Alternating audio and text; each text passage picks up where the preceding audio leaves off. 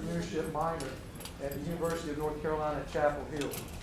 Dr. Stroman values creating and connecting sports business, people, and ventures.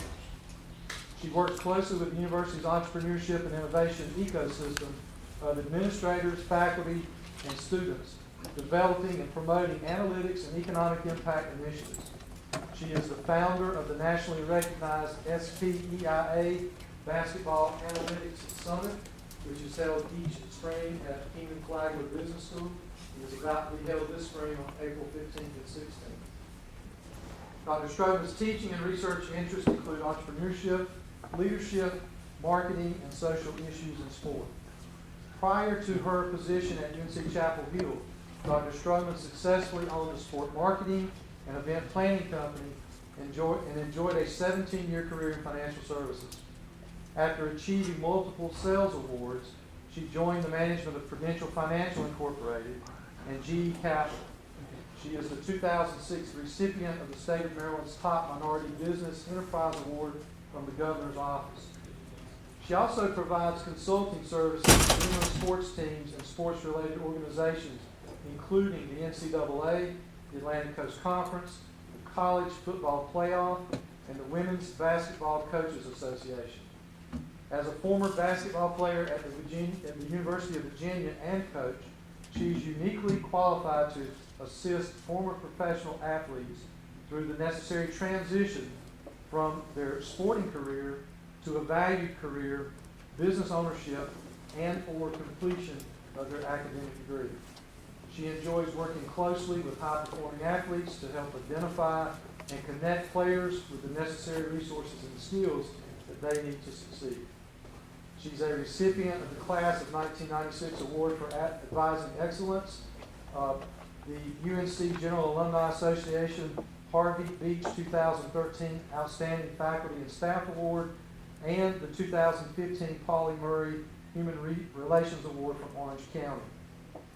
I also want to mention that she is a national speaker for business and nonprofit organizations, and some of you that follow UNC women's basketball may recognize her as the color analyst on WCHL, which is the women's UNC college basketball station. Please join me in welcoming Dr. Debra Stroman. Thank you. Thank you. So first off, of course, I want to thank you for this opportunity. Thank you, Dr. Thomas, certainly a new friend of mine. I'm very excited to be here today, and thank you for those blue skies considering what we all went through yesterday.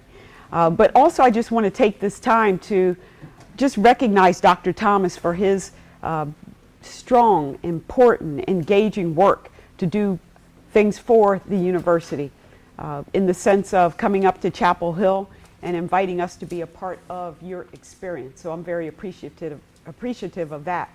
But I also want to say, if I had a call out for you today, is to pour into his life. There are many professors, administrators here at the university who do things for you behind the scenes that you don't realize that they're going the extra mile. And if there's anything that you can do to make sure that people who are trying to make a difference in your life, that you try to help them, everything from writing a handwritten thank you note to calling the chancellor to tweeting on social media. But I think that's a way to acknowledge and to continue the momentum that you have here. So I want to make sure I start off by thanking you and encouraging others to support you. So today we're going to talk about energy and innovation, really around the area of entrepreneurship. But I also want to share with you a little bit about my journey. I want to talk about the business of sport and why I believe sport business belongs on our college campuses. I want to talk to you about my initiatives, what I'm doing up at Chapel Hill, and certainly there are many opportunities for partnership. I want to talk about innovation, the framework that I use to get my students motivated and excited to get involved in this whole world of entrepreneurship. I definitely want to share a bit about the tips that I feel will be helpful for you as students to be successful as you navigate life after UNCP. I don't know if we needed that. Okay, thank you. So I have some photos up there. I just wanted to share with you my life and how I got to be where I am today. I was born and raised outside of Philadelphia, and I say that I came out of the womb as an athlete. To this day, I probably say that kickball is still my favorite sport. I have a little red ball, keep that in my garage, and now today with all of these various leagues and professional ways to play kickball, I've often considered doing that. But I never thought that I would end up being a college professor, but as you all know, sometimes things happen and you just take one step at a time and you end up in a certain place. But I do remember in elementary school having the teacher's manual, being able to help my colleagues, help my peers, my friends at that time get through particular tough questions. So I thought maybe instruction and teaching would always be a part of my life. But after Philadelphia, I decided to attend the University of Virginia, and I went there as a walk-on. I really couldn't decide between Berkeley and Virginia, and I thought that Virginia would be closer to home, both excellent schools, but I actually kind of gave up my scholarship. I knew that I could earn my scholarship, but officially I was a walk-on there. And I make sure I mention that because sometimes when you hear college athletes speak, you really don't know their background and how they got to where they are today. It wasn't all easy for everybody who plays top college athletics. After UVA, I had an opportunity to work for the NCAA as a director for their youth program. They have a big brothers, big sister type program called Volunteers for Youth. And I was a part of the leadership for that program, for that chapter at UVA. And then I had the opportunity through a selection process to be one of 5 national directors that actually traveled the country, helping to make sure that those programs were working well. During that time period, I heard about UNC Chapel Hill starting a sport administration master's degree program. So I decided to attend there, ended up being in the first class at UNC. And that was definitely a very special experience. Not only was I able to learn and meet a lot of incredible people, but also I was able to be the graduate assistant coach for women's basketball. One of my toughest moments was actually coaching against UVA and beating my former coach. But we do have the 1984 ACC National Championship, and being in Carmichael Arena in Chapel Hill and looking up and seeing that banner every time I call a game is pretty inspirational. After UNC, I decided to jump right in and get involved in the financial services world. I really thought I was going to go right into sport management, but at that time it was pretty challenging for a young woman just having received her master's degree to get one of those nice cushion jobs that I was hoping for. So like a lot of college athletes, what we do is we end up selling insurance. But I fell in love with it. I enjoy marketing, I enjoy sales, and I had the opportunity to have a 17-year career in financial services. For those of you who are wondering, I'm really not sure what I want to do, especially if you enjoy talking to people and working with people, do not dismiss financial services. The things that you will learn, even if you stay in the business for only 2-3 years, they will be invaluable to you. Learning different insurance products, learning different investment products will be very, very helpful to you and to your family. After financial services, I got the entrepreneurial bug, and as I was sharing with some of your friends at lunch, I decided to go into the golf event planning business and really had a successful company putting on golf tournaments up and down the East Coast, and that was really rewarding. The nerd bug kicked back in, and I thought I wanted to get another degree. I really didn't have any rhyme or reason to get my PhD. I just loved learning. And I was very challenged. I attended Capella University, and really that's what brought me to this stage of where I am today. In 2007, I was walking across campus in my t-shirt and shorts, taking a friend's nephew to Roy Williams' basketball camp. And I stopped in to speak to a former professor, and they mentioned that you should come back to Chapel Hill and teach. And I sat on it for a few months. And I said, well, I love North Carolina. It's such a beautiful state. The food, the hospitality, the beaches, the mountains. Why not make Chapel Hill home? And so here we are 9 years later, and I'm back at Chapel Hill teaching. So it was actually just a wonderful experience. And I see something has popped up here. Let's see if I can move this.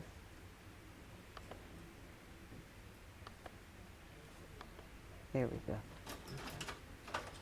So I am back at UNC now. I have a dual appointment. I am in Keenan Flagler Business School, teaching the organizational behavior area, which is really the house for how teams operate, how businesses operate, but in particular it also involves leadership.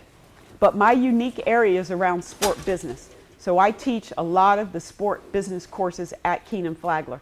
Everything from the economics and finance of sport, sport analytics, sport entrepreneurship, sport marketing and media. I mean, I could just go on and on with all the different ways that sport is operating in a big, big way in this entire curriculum and arena, and certainly in the world of college athletics. Also, as Dr. Thomas mentioned, I have an administrative appointment. I am the Director of Sport Entrepreneurship and Community Engagement at the Keenan Institute. The Keenan Institute is an affiliate of the business school. It is the outreach arm. And what we do, we are charged with making sure that we have a great connection between the business world, private enterprise, municipalities, government, and then universities. And so it's not just Chapel Hill. So I'm engaged with a number of universities across the state, in particular the UNC system schools.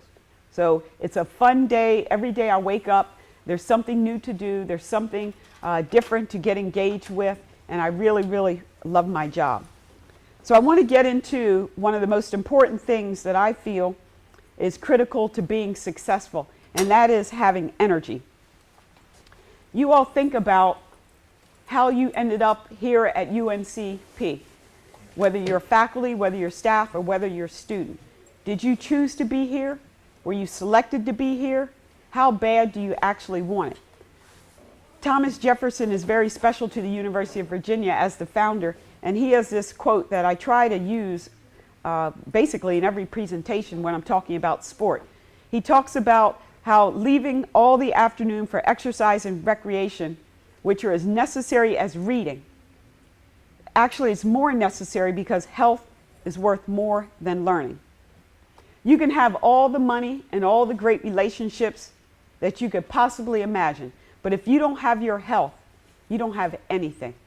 And I'm sure I'm seeing a lot of heads nodding out there because you've been touched, possibly by someone in your family or a close friend who's had a very unfortunate situation regarding their health. And so I encourage, in particular if you're going to work in this sport arena, that you have to check up on your energy level, and that has to start and end with you. So I want to go into energy and how I define it and how I actually utilize it in my life. The first thing is you have to do a personal assessment. And I have a picture of a mirror there because, as strange as this might seem, I think it's important for you to get completely butt naked and look at yourself. I don't know the last time you've done that. Oftentimes we jump out of the bathtub or out of the shower and we just towel ourselves off and we throw on our clothes and we're gone. But take a look at your body because it will talk to you. Your body will tell you when things are wrong. But you have to do a personal assessment. Ask your inner circle, people who care about you unconditionally. They love you for who you are.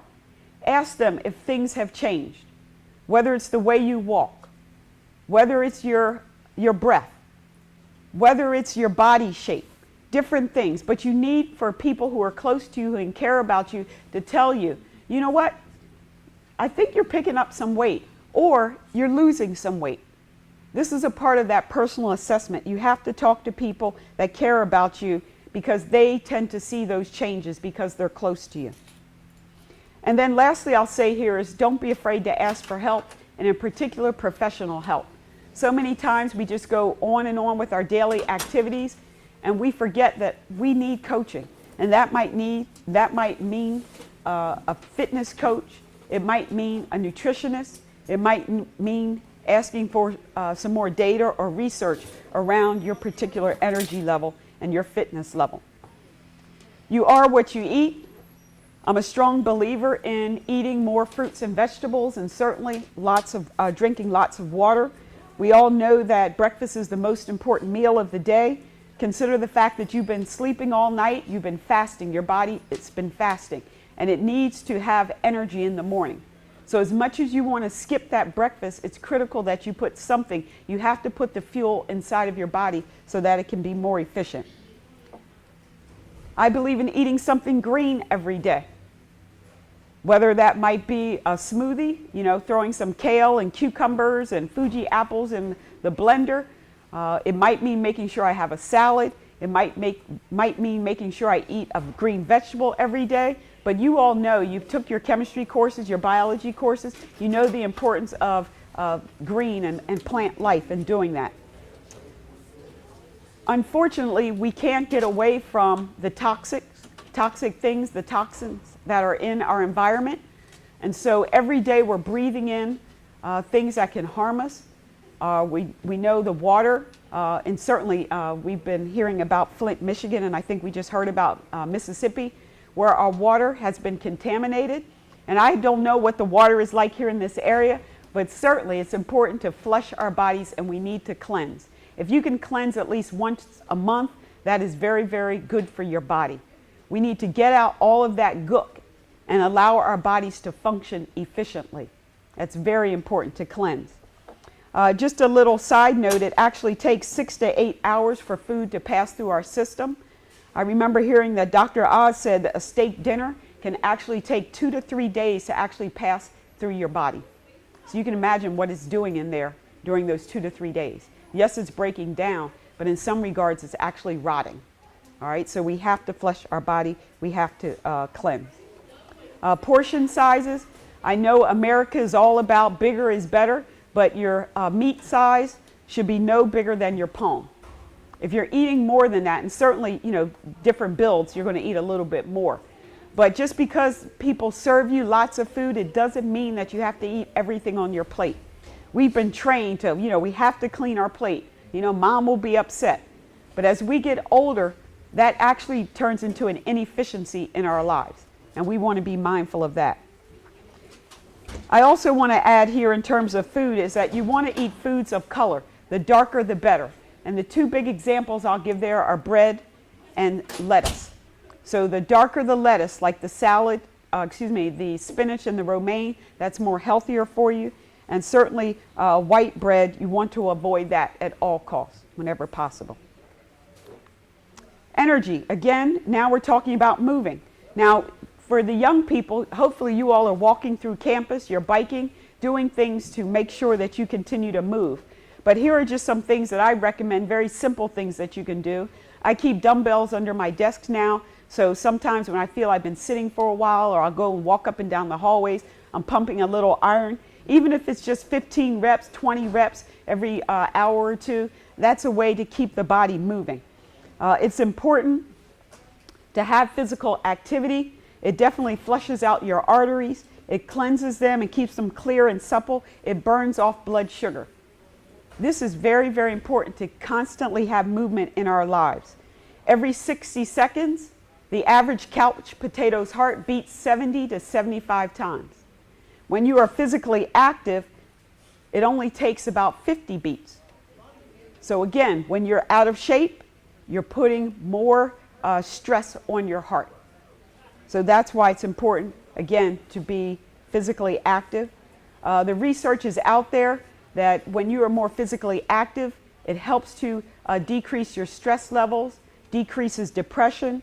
There was a German study that revealed that just 30 minutes of exercise a day can be more effective than taking antidepressant drugs. That's how powerful. So for those of you who played sports in high school or recreation, continue to work out, continue to be physically active. It could actually save your life. The World Health Organization stated that inactivity, just sitting around doing nothing, causes over 10 million deaths worldwide per year. That's how powerful and important energy is. Once you have that energy, I believe now you are ready to go to work. And that might mean being an entrepreneur or having that entrepreneurial mindset. You are mentally and physically ready. But it starts with how you eat and how you move. And I believe once you have that foundation, helps you to be at peace with who you are and what you're trying to become and what your passion might be. And I believe when you have that in a line, then you will be very, very positive, and you will start to honor yourself and honor others. This is all about taking care of yourself, giving yourself permission to take care of yourself. As leaders, you will constantly be asked to get involved, to do this, to do that. But if you haven't taken care of your energy level, there's a good chance that you won't be on the top of your game. You won't have your A game. So it has to start here. It has to start with your energy level. Positivity. I do lots of affirmations every morning before I even get out of the shower. I'm constantly talking to myself because when I know I walk outside of my home, there's a chance that there might be something negative that will come and try and tap on me and turn me away from what my purpose is that day. I say affirmations, about 20 or 30 of them.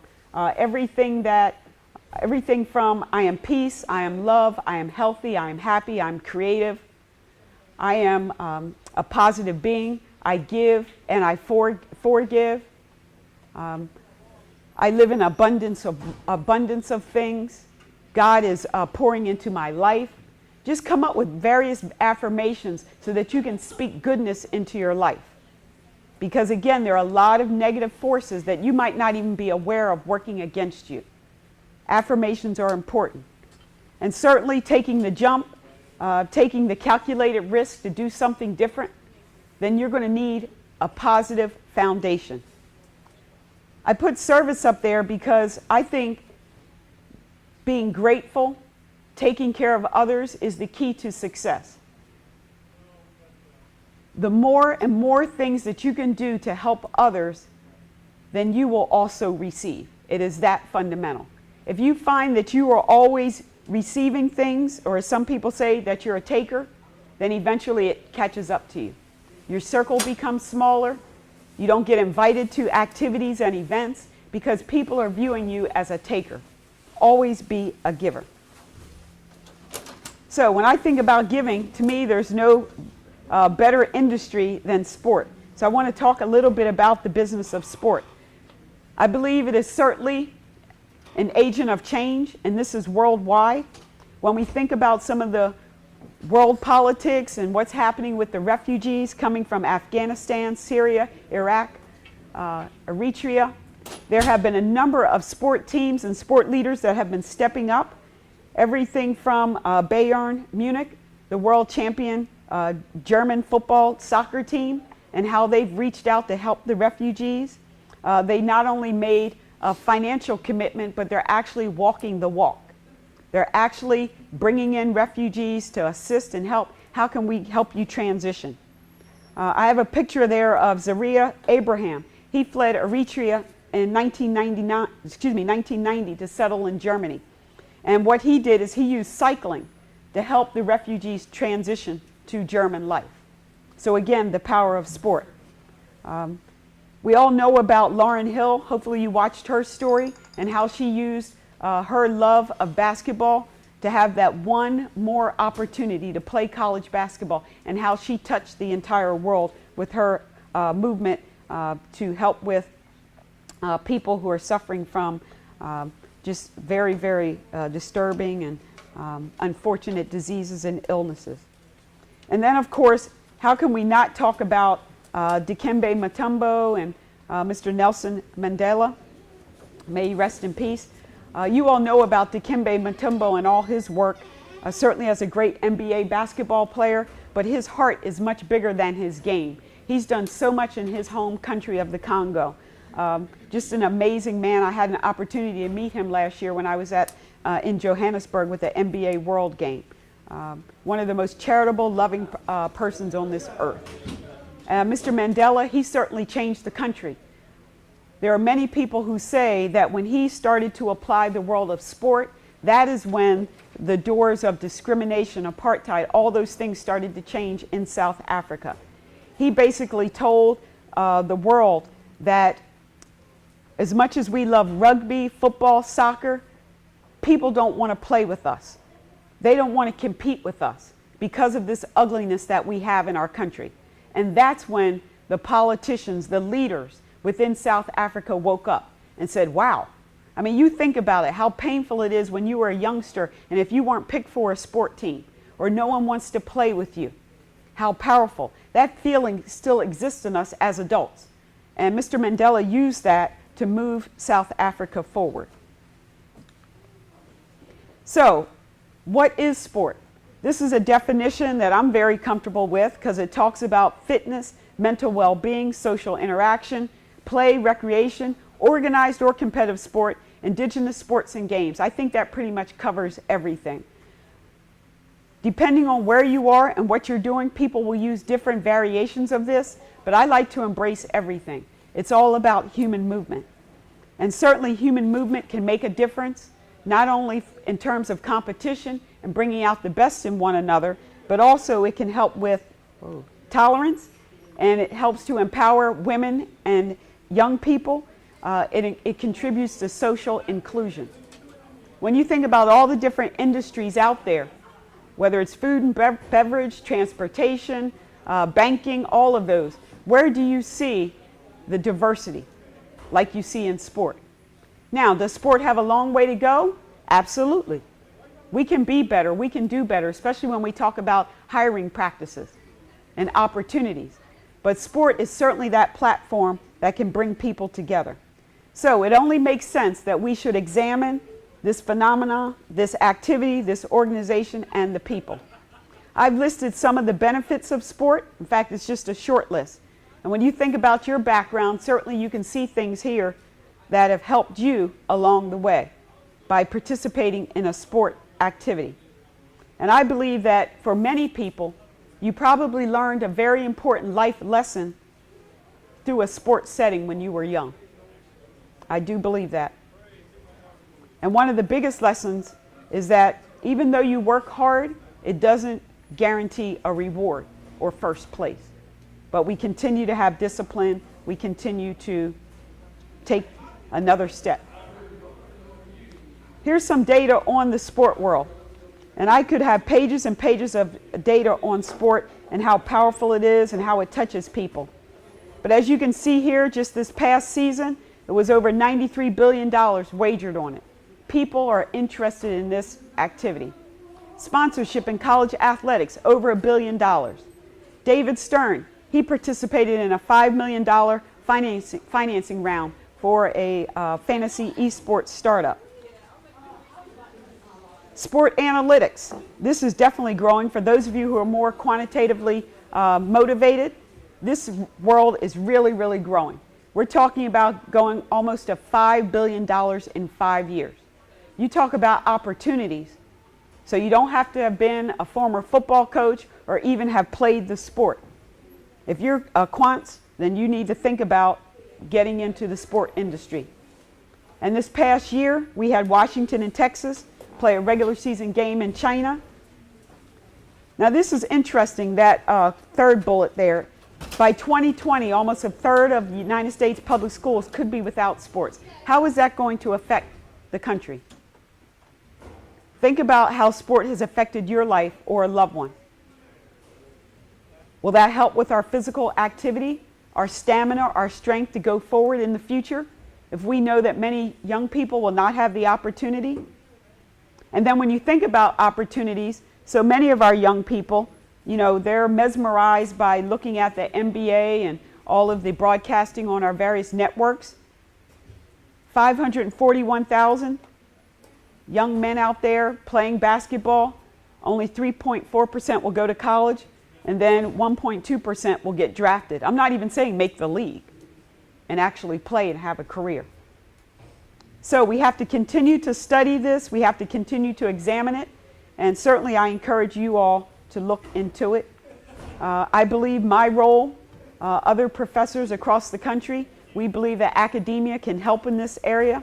Everything from looking at the data, for looking at the data and also encouraging young people who have this interest that you're a great athlete in some regard, but there's also a career out there for you. We try to make it seem more than just a game, just a fun thing to do. There is a business around this, over $350 billion. And some people say it's larger than that. So when I think about, I'd like to share with you the work that I'm doing up at Chapel Hill. So I'm a part of the Keenan Institute Sport Group. I am the founder, the owner of such, and I created 3 buckets. The first bucket is what I call analytics. And on April 15th and 16th of this year, I'll be hosting the 3rd annual Basketball Analytics Summit. And it's more than just the X's and O's. We're very happy to have some of the top people from the NBA, WNBA, college basketball, everybody from Duke, from Kentucky, Baylor, Notre Dame, UVA. That's great. But it's also about the business of sport. So we look at fan engagement and experience. It's hard to get someone to leave the comforts of their home with that flat screen HD TV. You can pause, you can go get your popcorn or your pizza whenever you like. So what are business leaders doing to get you to come out to the ball game and to enjoy it and to stay? Marketing and tickets. You know this is big, big business. Very fortunate to have Google come with us and talk about what they do in the sporting space there. Individual performance, that's the X's and O's. Sports science, another big growing area, especially for those of you who are studying the body, whether that's preparing for medical school, to be a physical therapist or a strength and conditioning coach. We look at what we're doing to make the athletes stronger, quicker, faster. Everything from the wearable technology that the athletes are wearing now to there's a mouth guard out now that registers your biometrics, everything from how hot your body is to your oxygen intake. There's so many neat things that are happening in this sports science world, and we definitely have some of the top leaders in this space at the conference. And then that last area is around careers and entrepreneurship. And so, yes, I would like to be in the sport industry. May or may not be basketball, but I just want to talk to someone about what opportunities are out there. So we do that at the summit. I just posted here some of the folks that we had last year. Some are returning. John Skipper, I love Fran Fischilla. He's one of the best, I think, basketball minds out there. You can hear him commentating on a number of games for ESPN. But definitely you see some of the folks here that we bring in. The Charlotte Hornets are a close partner of mine in this. They absolutely love this idea. We also have a case competition, so hopefully we'll have a Pembroke team participating in the NBA case competition. But it's just a lot of fun, and it's a good way to connect with like-minded people, and that could be your peers or professionals. The second bucket is what I call impact.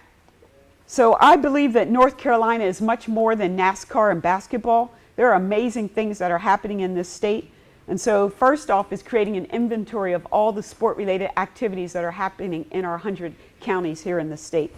And so what we're trying to do is identify the best practices. And this is really from an economic impact standpoint.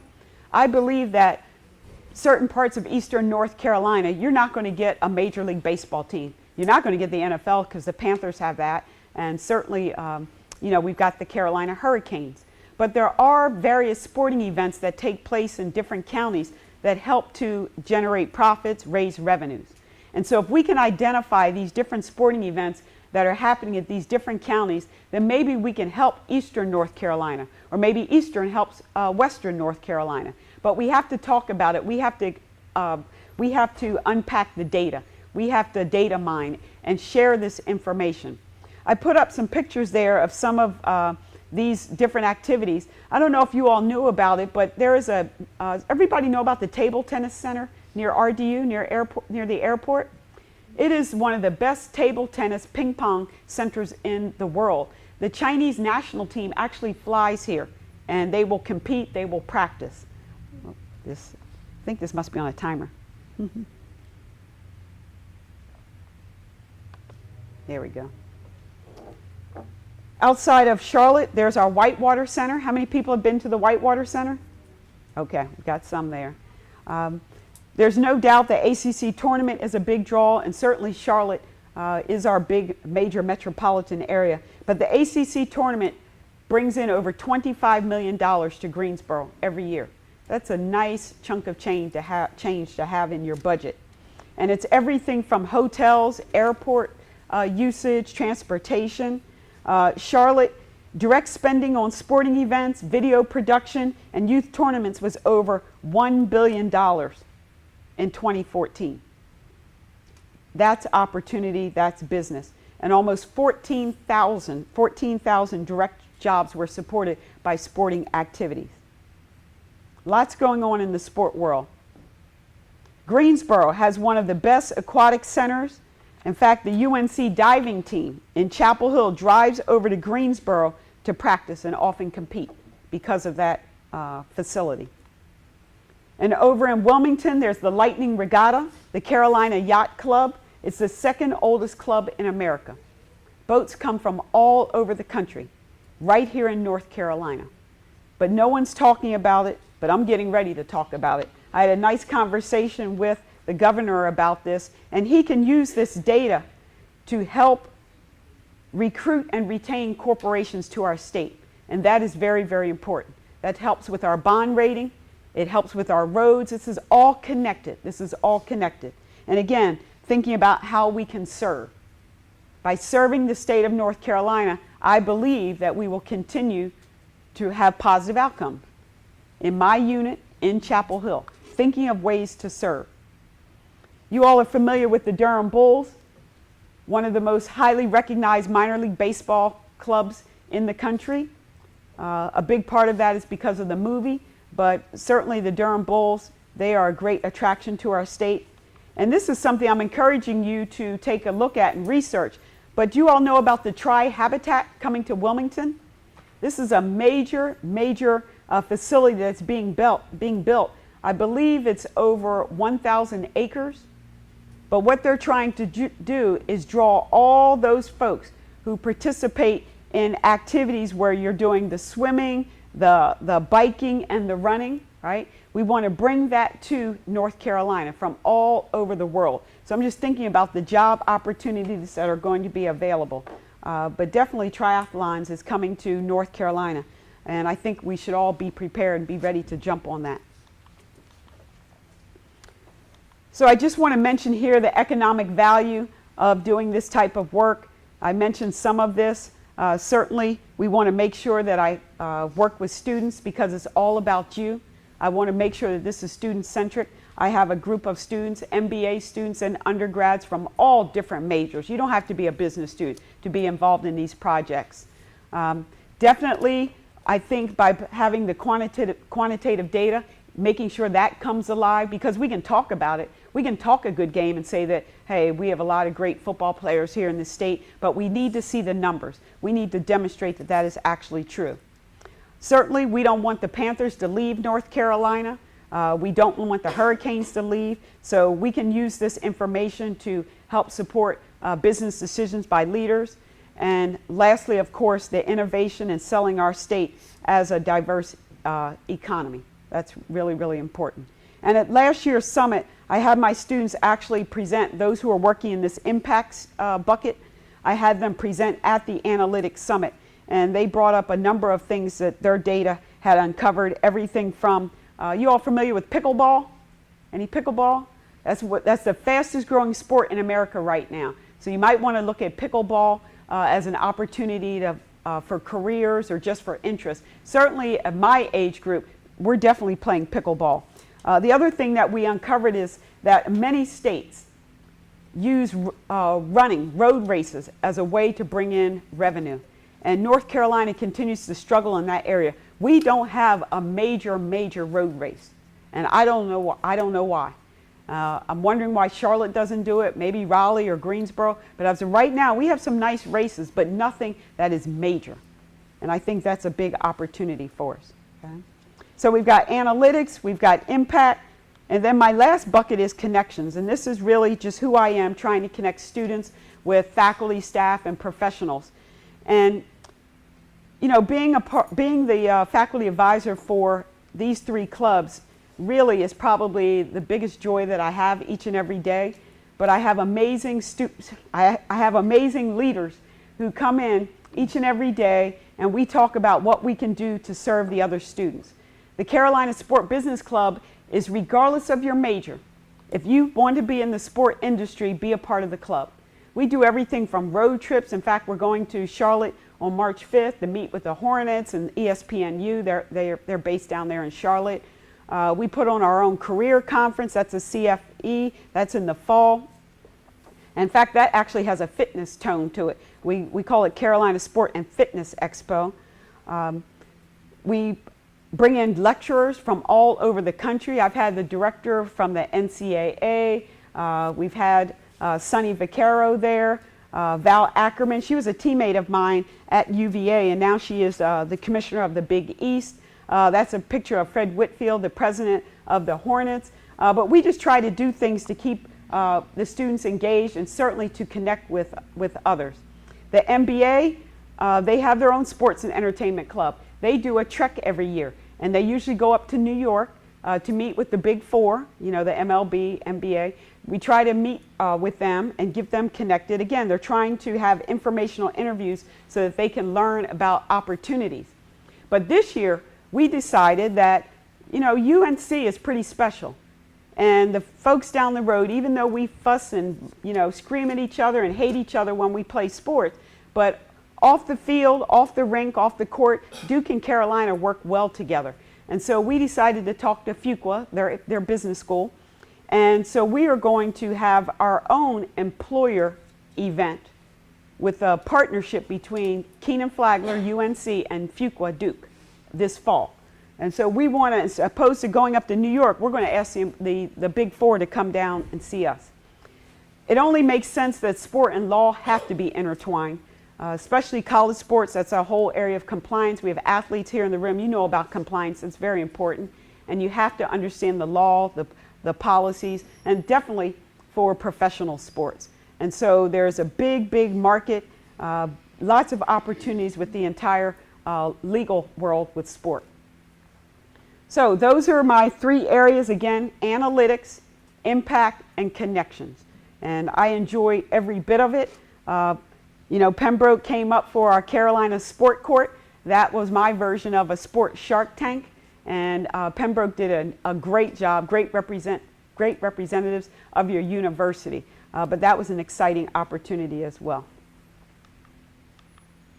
So, innovation.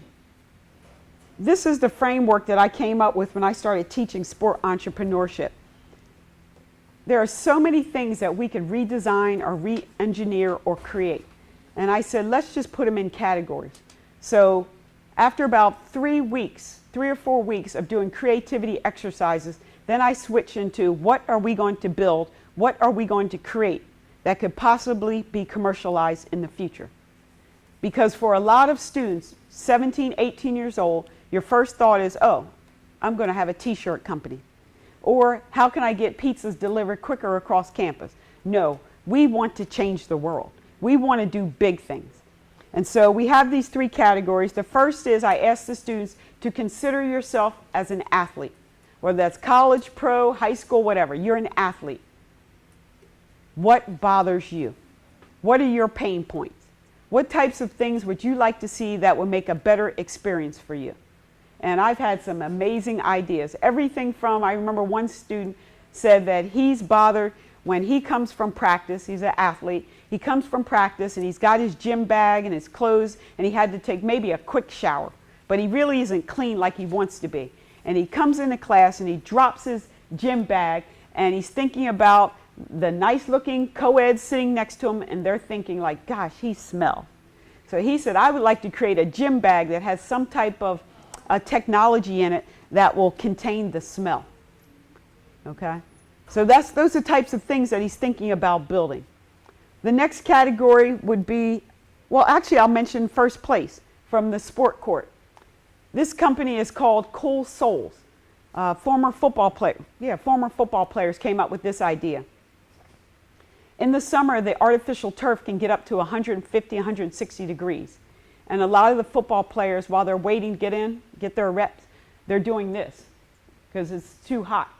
And so they said, there has to be a way to build a shoe or an insole that can be inserted in that will help to deflect that temperature. And so now they're on their way. I mean, we're getting great feedback.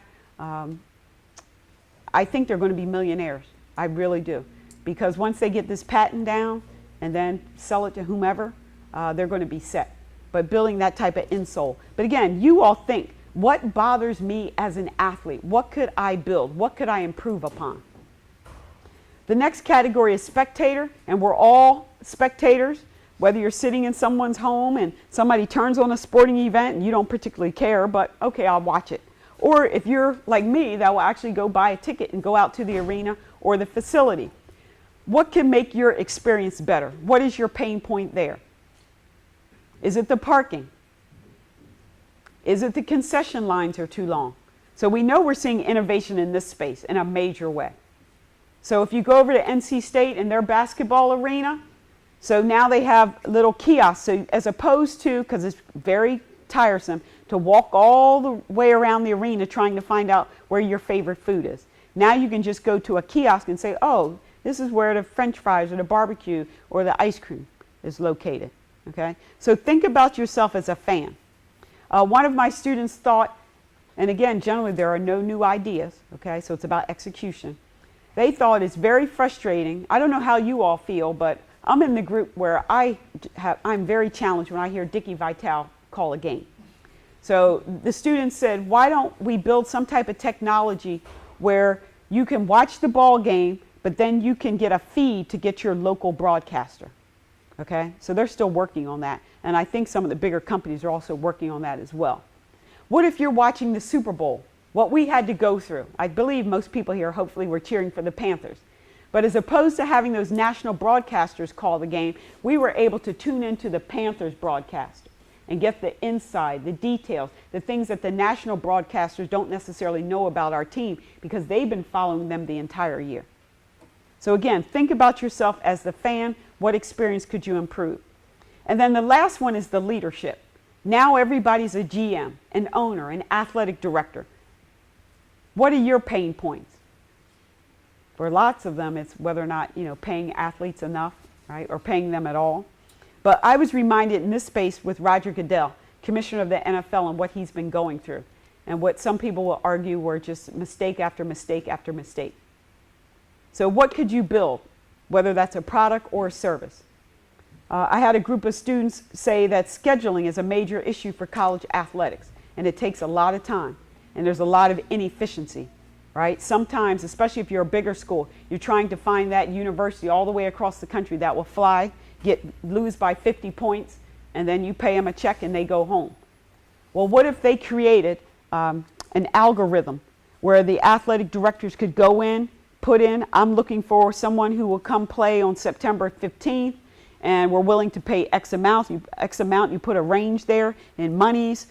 This is the type of facility we have, and you press a button, and it all can be automated. Okay? So think about yourself as a leader. And this is the framework that I use, again, to generate ideas in my classes. And it is an educational institution, so we're not looking to make millions of dollars. Now, that's nice if we can commercialize it. That's what the entire UNC system wants. They want the faculty, they want the students to come up with more things that we can do to change the world, and certainly to monetize it. And I don't want you all to think, though, it's all about profit. I'm a firm believer that good people do good things with money. Bad people do bad things with money. And it's better to have the money so you can serve others. That's the idea. You should not worship money, right? The love of money, that's the dangerous part. But I hope that you all are looking to make some money and to improve the world and help your family and your friend. Okay? So this is the summary, innovation keys. Believing that you have that inner entrepreneur in you, the ability to look at something as opposed to looking at it as a challenge, to say it's an opportunity. When my friends, we're just walking across campus, or we're out at a bar or a restaurant or watching a game, or maybe at the movies or the opera or whatever, and something bothers you, as opposed to saying, oh, think about what could I do to change it. That's the mentality. That's what an entrepreneur thinks. Constantly, how can we make something better? How can we improve? Give yourself permission, and you do that oftentimes by that third bullet, hanging out with people who are positive, people who are trying to make you better. Your inner circle is very, very important. You want people who support you, who lift you up constantly. You don't want the haters. You want to keep them at bay. And certainly, I've learned this, you don't need a degree or billions of dollars to change the world. Some of the biggest, most important companies in this country have been started out of the seed of scarcity. They were broke. They were tired of living paycheck to paycheck or no money at all. or taking money from their parents or their grandparents. They were so frustrated that they said, I'm going to make a difference. I'm going to put it all together. I'm going to ask for help, and I'm going to move forward. And you certainly don't need a degree to do this. Now, what you learn in the classroom is important, and especially getting the connections, but what you do outside of the classroom is just as important. You have to go and talk to people outside of the classroom, and that might mean talking to someone who's not in your major. That might mean meeting a professor who's in another department. It might mean working with the local community here. But you just can't think, once I get this technical degree, once I get my liberal arts degree, once I do, then it's all over. No. You need to connect with people outside as well. So I want to spend just a moment here giving you some tips that have certainly guided my life. So the first thing I want to talk about is understanding that for those of you who are interested in going into corporate America or going into a company that is pretty large and you're trying to move up, you're trying to advance. The first thing I want to mention is performance, image, and exposure. When you're trying to move up, always remember you're trying to move up, that everybody's good. Everybody's got something that they can bring to the table, and that's performance. So it's important for you to perform well. The next most important thing is your image. Think about the level that you're trying to move up on, and I could speak for hours on this. I give workshops on this PI, performance, image, and exposure. The next thing is identifying people who are at that higher level and looking at how do they dress? How do they speak? So it's not necessarily cool to have in your nose ring, right? Or to wear, your khakis and sneakers when people at the other level don't have on their nose rings and they're not wearing khakis and sneakers. Think about your image. Again, you're trying to move up. This doesn't apply if you're not trying to move up. If you're trying to advance, try to be like the person that's at the level you want to be at. The next thing, and most important, is exposure. If I were going to put numbers on these, I would say 10% is your performance, 30% is your image, and 60% is your exposure. If you're trying to move up, you need to be exposed to those at that higher level. All of this is basically a game. And I'll give you my email address if you want to talk more about this offline. This is a game. So number one, have you decided that you want to play the game? And if so, here's the formula. And especially for women and people of color. Performance, image, and exposure. You need to gain exposure. How is that done? You see the little characters I have there? Coaching, mentoring, and sponsorship. Coaching. Coaching is people talking to you. People talking to you. So you might have some type of skill set that you need to improve upon. Debbie, you need to be a better public speaker. Go work on that.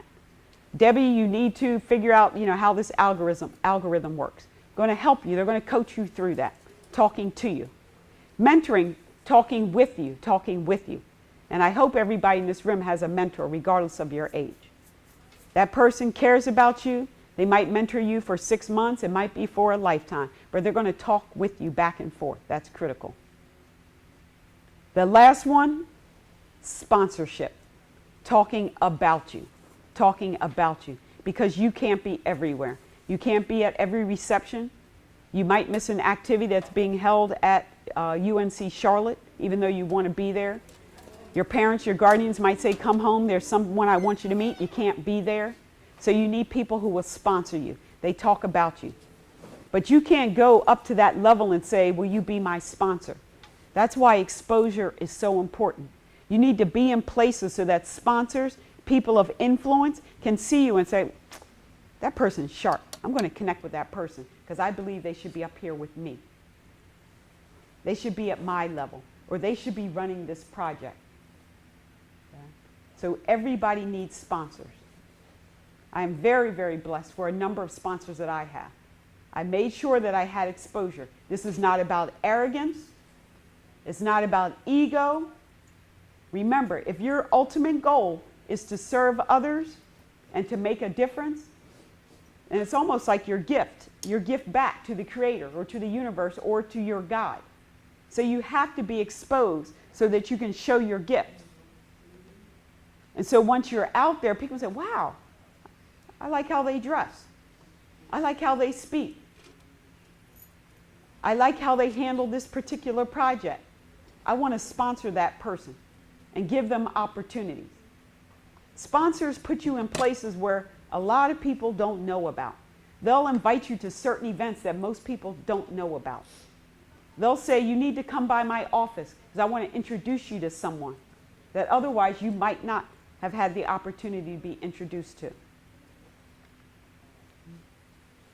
So, again, this is about advancement in your career. Now, for most people, they're happy, they get their job, they get their degree, and life moves on smoothly. But again, I believe if you're at UNCP, you're trying to be a leader. You're trying to do something. Okay? So I hope that these tips will fall on a good soil and that you will be appreciative of them one day. So final tips. Certainly I've learned this in my life. Sometimes when things are falling apart, they may actually be falling into place. This really, really touched my life about 2 years ago, and I'm so blessed because of that. Be with someone that makes you happy? No. Be someone that makes you happy. When you're happy, you attract people who are happy, and it just makes for a good thing, okay? We all need connections. We all need accountability, but it starts with your own happiness.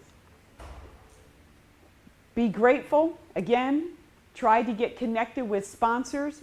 They have vision. They have leadership.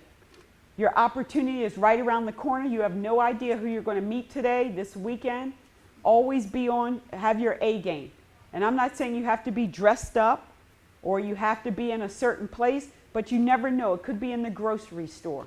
And so that's why we encourage our young people, be careful with your voicemail message.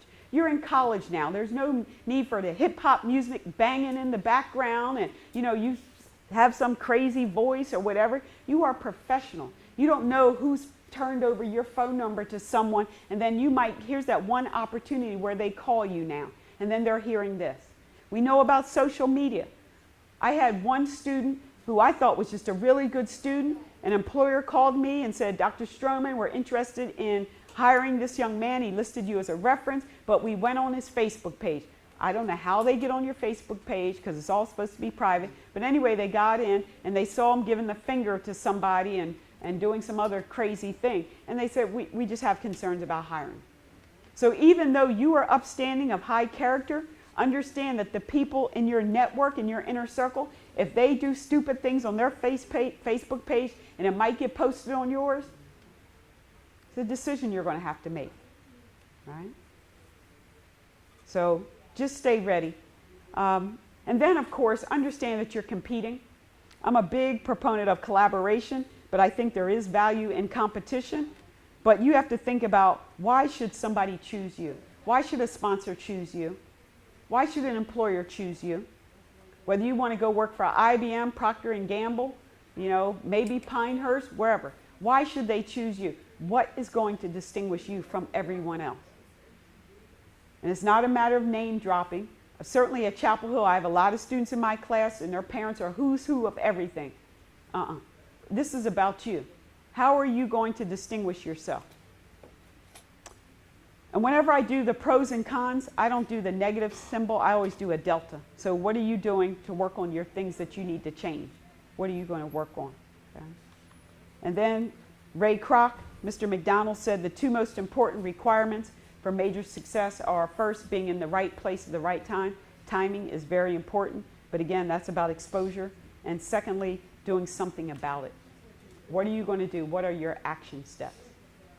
So at this time, I'd just like to thank everyone for this opportunity to be with you today, and namaste.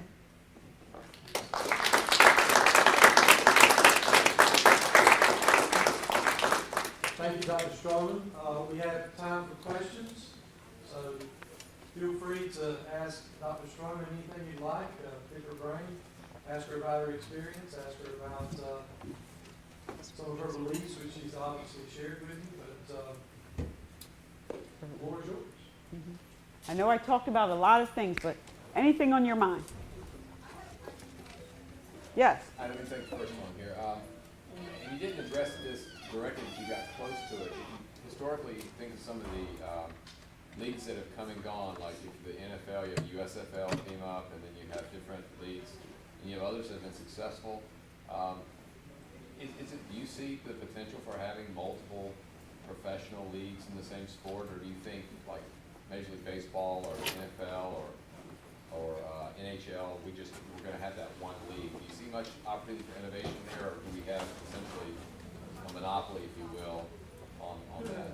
Thank you. There is no doubt it's all about monopoly, because whenever the big four see some type of competition, they'll assess it and they'll either absorb it or wipe it out. And I think they are so powerful in that regard. So the innovation in terms of ownership or leadership or governance will come within. And so I think the big example is the NFL today. If you all are football lovers, you've noticed this football is family commercials, these ones that just touch at your heart, because they're concerned about how we feel about football with all the safety issues and concussions. So they're trying to remind us about how football brings families together. And so they're doing a number of things to innovate their space. The number of young boys who are playing football is going down, and so they're concerned about that pipeline. But I believe that's where the innovation will be. Another example would be the NBA.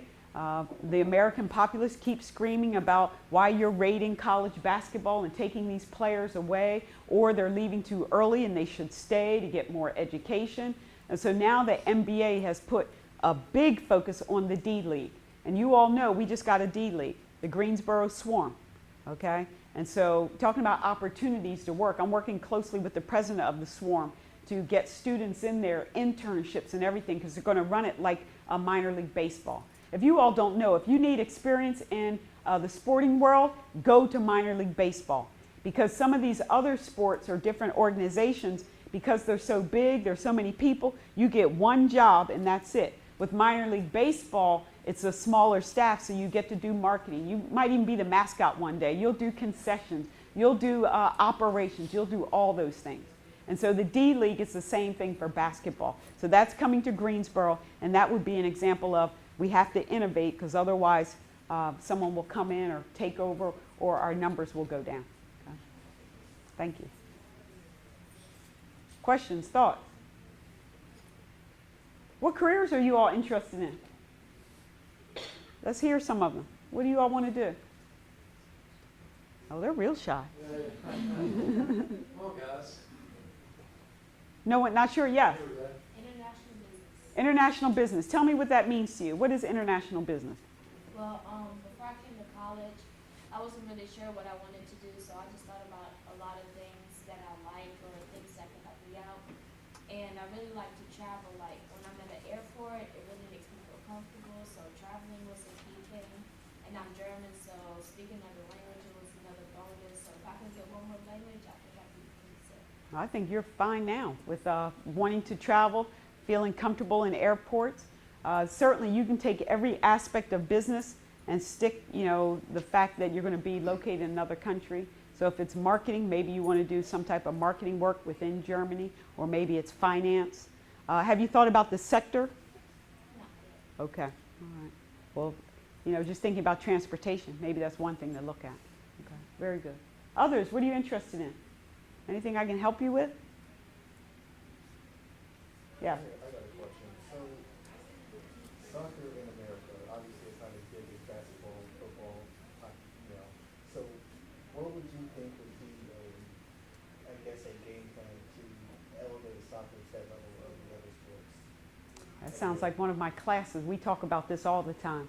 So, there are a few things, but one in particular. The NFL marketing arm is built around the shield, the NFL. Okay? So they like to push the teams. The Dallas Cowboys, the New England Patriots. You have some personalities, but really they're driven by the quarterback. So we'll know about Tom Brady, right? The NBA is around the personality. So that's why we get all the marketing around Kevin Durant, or now Kobe, retiring. So it's all about the people. Major League Soccer, people say, and especially the insiders who played overseas and that they've been involved with Major League Soccer, is America needs a personality. So that's why David Beckham was so important, getting him here. Thierry Henry, same thing. We need personalities. Then we're more inclined to get into it. Now, others say it's just a matter of time because I don't know about you, but everybody's little sister, a little brother, everybody's playing soccer now. So they're saying eventually the wave will happen. The other thing about American fans, we like scoring, you know, and you really have to appreciate the game of soccer to understand its beauty. But we like scoring. And so we're going to have to either do a shift or continue to get people when they're young to learn that game. But I would say we need more superstars, more PR, more case studies of our, like Dempsey, you know, all of these players. We have to continue to hear their stories, learn about them so that we'll adopt them and then we'll say, okay, now I want to go check this player out. Other thoughts, questions? So let me throw one thing in here, Dr. Stroman. I know we have, okay, I'm sorry. Right. Oh, We'll see you guys up there. oh yeah.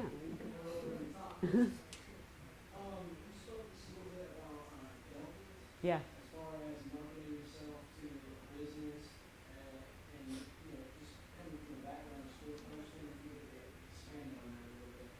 So when we talk about making an assessment, you have the things that you do right, your strengths or your positives, and then we have things that we need to work on, which I like to call deltas, the symbol of change.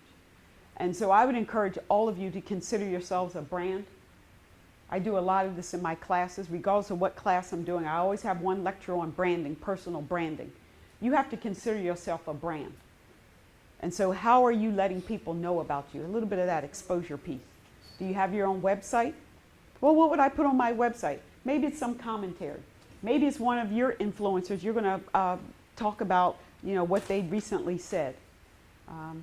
Maybe it's a video. Maybe if you're artistic and you know how to sing or dance or, you know, spoken word. Maybe it's a reflection. But, you know, create your own website. I think all of you should have your own Twitter account, especially if you're in the sports space. Twitter's going up and down, but for sport, Twitter is essential because we need instant news. We need to know exactly what's happening. So you have to have your own Twitter handle. I hope you all have your own LinkedIn, right? Because LinkedIn is the professional resume. That's not where you do your, you know, your jazzy pose or whatever. You know, that's professional. And that's how people are getting connected, and that's how employers are finding their future employees. LinkedIn, that is a must. The personal branding in the sense of how do you want to be known to the world? How do you want people to know you? So what are you doing there? And you have to ask questions. Maybe you ask some of your friends or your family members, if you were to give me 3 adjectives to describe me, what would you say about me? You might be surprised about what they say to you. What you think you're projecting versus what the reality is. Okay? Does that help there? Okay. Other questions, thoughts? I was sharing at lunch, one of the students asked about, well, I'm not sure what I want to do. Think about what comes easy to you. What comes easy to you? I believe that's your gift. And you might not start working on that until you're, 30, 40, 50 years old. But things that come easy to you, I believe that's a gift. And if you can get aligned right there, I think you're going to have a better life. So if you enjoy working out and you have the ability to transfer skills as in teach, maybe you need to be a fitness professional. If you like to write, maybe you need to be a writer of some sort, whether that's a journalist, maybe it's an author, If you enjoy speaking, or if I were to point to you and say, jump up here and come speak with me and talk to the audience. If you felt, yeah, okay, I can do that. Maybe you need to be a public speaker. If you like tinkering, if you like fixing computers, maybe that's the career path for you. But think about things that just come easy to you. Or if time and money were of no issue, what would you be doing? The quicker you can get into that space, I think the universe will work in your favor, and things will be, you will attract the people in your life to help you get there. Yeah. What comes easy to you? Okay. Anything else? Any questions, thoughts? We have a class, I know, Okay. or students from a class that Dr. Gond has brought in, and this is in regards to the data analytics or Yes. quantitative analytics. So it seems like one of the big things about when we start talking about quantitative issues or quantitative disciplines, we all tend to kind of shy away from those, especially when we talk about calculus and statistics. I see some frowns in the audience, not really my favorite courses. But could you talk a second about, maybe give an example, when it comes to analytics, this is different, okay? You have to have some of those skills in calculus, and you have to have the knowledge and skills of statistics. But when it comes to analytics, how can we use analytics to improve the sports world, or to improve other types of disciplines or other worlds? And maybe even just a little bit about, in your experience, what you find analytics truly to do. Mm-hmm. So analytics is all about taking data, and there's data in everything, right? So for example, being admitted to UNCP. Somebody has a big spreadsheet of all the folks who've been admitted, and they can sort, right? And they can do all these different things, everything from, you know, how many people are from such and such county, what zip codes, males to females, you know, all these different things. So it's just a bunch of unstructured data, and now you're going to analyze it. And then there's so many different tools to do that analysis work. Now I believe at this stage everybody here has worked with Excel. That's the most commonly used, I think, tool for analyzing data. But there are so many other software pieces out there that are much more robust. So that's what it's about.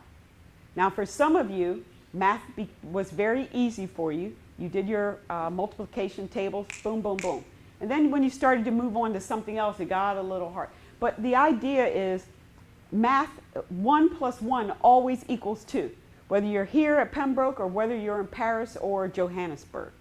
And so that means you can do, you can have memorization, or you can have little flashcards or things that you could stick up at your desk. So if I hit it's always going to equal this.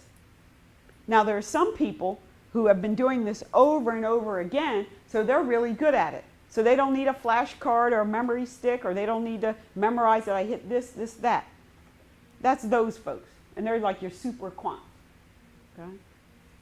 Now they still need to learn and grow, absolutely. And then there are others who say, well, I know math, I know basics, I know, percentages and things like that, but I'm going to have to keep studying over and over again till I memorize more, or maybe I'll always have to have a little card up at my desk. Whichever bucket you're in, don't walk away when you hear the word analytics. Because again, it's just about taking some data and analyzing it. Now, what are you analyzing? It's based on the customer. So I was sharing at lunch. So I taught the first ever sport analytics course at Chapel Hill this past fall to our MBA students. And so as opposed to my saying, take the data and come up with this, answer to this, we partnered with the Durham Bulls, the minor league baseball club, and said, give us your data. Well, what kind of data? Well, it's a baseball team. They travel, so they gave us the data for scheduling, when they need to be up in Virginia or Tennessee or whatever. So that data came in. We asked them for their ticketing data, right? Who's buying at what time? Well, the corporate group versus the individual. They gave us that data. We asked for their equipment, because we were trying to help them with their budgeting. How much money are they spending on their equipment? So we received all this data, and then the students analyzed it. The ultimate question was, well, Durham Bulls, they want to be better. They want to save money. They want to be more profitable. And so some of the groups took the data, and we introduced R, which is a tool for analyzing data. Some students said, well, I'm really comfortable with Excel, and they tried to do it through Excel. Other students said, well, I know we were learning R, but I'm still not familiar, but I'll try it. And others who were super quants, they were like R, and even pulled out some other stuff. Okay? And then we come back to the Durham Bulls and give them their answers. So that's what analytics is all about. Now, what you might hear, or all the controversy is, especially in the NBA, you're saying, oh, the quants are for these nerdy people and they just want to have a space in basketball and all that. Well, analytics, the idea behind it is either it can do some predictive work. I'm working with a young group of students at Georgia Tech. They've come up with this amazing algorithm to compute lineup analysis, like who should be on the court at the right time. Just amazing work that they're doing. So that's predictive analytics. But most of the analytics is confirming or supplementing what you already know. So the idea is not to say, oh, if you're a coach of some sort, that you see Johnny or Mary out there shooting that three. Oh, she's hot, give her the ball. Okay, you might have that gut feel. Or maybe Mary came in and said, tonight's my night, I'm going to make it. Or, somebody said, I'm going to make the catch, just throw me the ball. A coach can see that. But it's nice when you can also hand to the coach, here are the numbers that say Mary shoots at, 50% on the left side. Or when Tom is in the ball game, we tend to get more rebounds, you see? So all you're doing is confirming or supplementing. So it's nice to have both. It's nice to have the qualitative and the quantitative. That's what analytics is about. We go to a ball game now and we scan the ticket. Well, guess what? They're collecting data on us now. Everybody wants big data. So they know what times you like to go to ball games, what days of the week. When you buy at concessions now, they're often calculating that, well, during the third quarter at the 8-minute mark, Joe likes to buy 2 hot dogs and a Coke. And so now people are coming up, especially if you're in these luxury boxes. Hi, Joe, last game you bought 2 Cokes and a hot dog at this time. Do you want me to get that for you? Okay. So all this information is being calculated, all this data. Transportation. We're driving down the highway now. Don't think for a moment we aren't being scanned. Information is going somewhere about who passed that particular marker at a certain time, what type of car. Everybody is collecting data. And so the world of analytics is to analyze that and hopefully get better outcomes. And again, it's not just sport, it's all sectors, all sectors. Any other questions or final thoughts to discuss this afternoon? We have time for one more question. Anything? Okay, guys, let's give a big round All right, of thank applause. you. Thank you.